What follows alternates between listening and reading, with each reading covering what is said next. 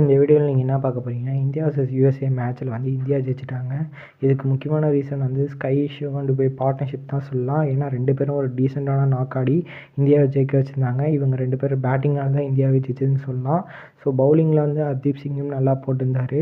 So அதுக்கப்புறம் Indian பேட்டர்ஸை trouble பண்ணார் யூஎஸ்ஏயோட bowler. So இவர் வந்து அண்டர்-19 இந்தியாவுக்காக ஆடின பிளேயர் தான். ஸோ இவரோட டேலண்ட் வந்து வேஸ்ட்டாலன்னு தான் சொல்லுவேன். ஏன்னா இவர் வந்து இந்தியாவுக்கே செலக்ட் ஆயிருந்தாலும் இந்தியா வந்து இப்போ வந்து T20 வேர்ல்டு கப் ஆட வச்சுருப்பாங்கன்னா சொல்ல முடியாது. ஏன்னா நிறைய டேலண்டட் பிளேயர்ஸை அது மாதிரி இதை வேஸ்ட் தான் பண்ணியிருக்காங்க இந்தியன் இது பொறுத்த வரைக்கும் கிரிக்கெட் டீம் பொறுத்த வரைக்கும். ஸோ நிறைய டேலண்டட் பிளேயர்ஸை வேஸ்ட் தான் பண்ணியிருக்கனால இவர் வந்து ஒரு சக்ஸஸாக இருந்தது ஒரு நல்லதாக போயிடுச்சு. ஸோ பார்ப்போம், நம்ம பிளேயர்ஸ் வந்து வேறு நாட்டு போய் ஷைன் ஆனாலும் நம்மளுக்கு தான் ஓரளவுக்கு பெனிஃபிட் சொல்லலாம்.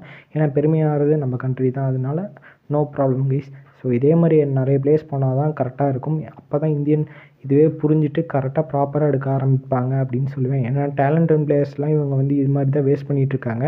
ஸோ இவர் வந்து ஷைன் ஆகிறது ஸோ மற்ற பிளேயர்ஸ்க்கும் இதே மாதிரி இருக்கும். ஏன்னா நிறைய கண்ட்ரி இதே மாதிரி புதுசாக ஒரு கிரிக்கெட் டீமே இல்லாமல் இருந்த நிறைய கண்ட்ரிலாம் இருக்குது. ஸோ அந்த கண்ட்ரிலாம் இப்போ வந்துட்டு இந்தியன் பிளேயர்ஸோட சைன்இன் பண்ணால் நல்லாயிருக்கும்னு தான் சொல்லுவேன். ஒரு ஃபுட்பால் மாதிரி யூரோப்பியன் ஃபுட்பால் மாதிரி நிறைய கிளப்ஸ்க்கெலாம் போய் இது ரெப்ரசன்ட் பண்ணி ஆடுற மாதிரி நிறைய பிளேயர்ஸ் கூப்பிட்டா சூப்பராக இருக்கும். ஏன்னா எல்லா கண்ட்ரி பீப்புள்ஸும் இந்தியன் பிளேயர்ஸை மஸ்ட்டாக செலக்ட் பண்ணலாம். ஸோ கிரிக்கெட்டோட வேல்யூ வந்து இன்க்ரீஸ் ஆகும். ஸோ பார்ப்போம் என்ன நடக்க போகுதுன்னு.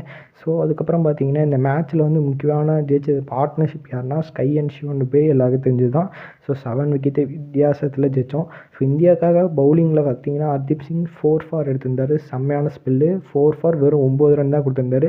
இவரோட கரியரில் இதோட பெஸ்ட் ஸ்பெல் தான் சொல்லலாம். ஸோ 5 ஃபார் வந்து மிஸ் அவுட் பண்ணியிருந்தாலும் ஒரு செம்மையான பவுலிங் பர்ஃபார்மன்ஸ் போட்டு நம்மளை ஜெயிக்க வச்சார். இவர் ஒரு முக்கியமான ரீசன். ஸ்கையோட இந்த வருஷம் T20யோட வேர்ல்டு கப்போட ஃபஸ்ட்டு 50 அடித்தார்.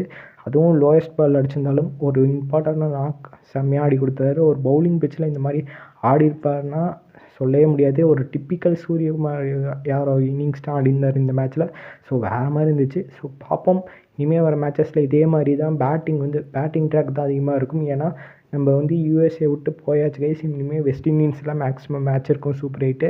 ஸோ அங்கே இருக்கிற கண்டிஷன் வந்து வேறு மாதிரி இருக்கும். பேட்டிங்க்கு கொஞ்சம் சூட்டபுளான கண்டிஷன் தான். ஒரு 160 180 அந்த டோட்டல் ஆவரேஜாக தான் இருக்கும். இது மாதிரி லோ ஸ்கோரிங்லாம் இருக்காது. வாய்ப்புகள் கம்மி தான். ஸோ பார்ப்போம் என்ன நடக்க போகுதுன்னு சூப்பர் 8ல். ஸோ அவ்வளோதான் கைஸ்.